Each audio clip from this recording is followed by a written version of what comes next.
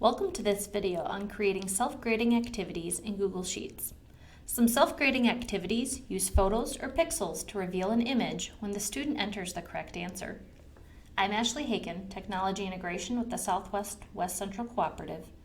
My past videos in the Google Sheets self-correcting series showed you how to set up self-correcting activities using conditional formatting. Today, let's focus on getting the picture set up. The next video will be entering the formulas. It's too long to do in one video. To begin, find a photo you would like to use for your image reveal puzzle. A few websites you can visit to get free, royalty-free images are Pexels.com, Pixabay.com, or Unsplash.com. Use whatever website best works for you and save that photo. Now take your saved image to PineTools.com, which provides some free online tools. This website allows you to input an image and split it into blocks.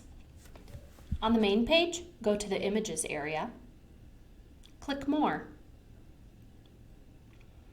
then scroll down and choose Split Image. Now customize it. If you want to have a 4x4 image reveal, which would allow for 16 questions, do that. If you have fewer questions, set it to whatever needs you have.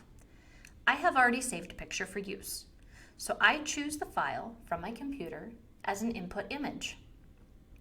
Now I can start to customize the settings.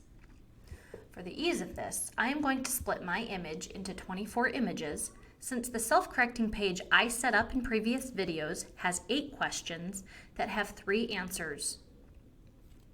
I will set up how many images wide and how many images tall I want. I'm going to do an 8x3. After you have set the split settings to your preferences, you can split the image. Each piece can be downloaded individually.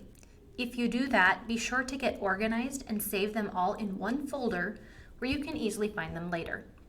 Because I have so many, I am going to download the zip file and unzip my photos later. Now that I have unzipped my photos, let's get the split images inserted into the workbook. Create a new sheet in your workbook and give it a name. I'll name mine Puzzle. I am going to insert all of the split images on this new sheet. I'm going to bury all of the images so that if students were to click on that sheet, they will not see the images I have put in. To do this, I will scroll a ways down on my sheet to insert these images. Now insert the photos into the sheet in the cells one at a time.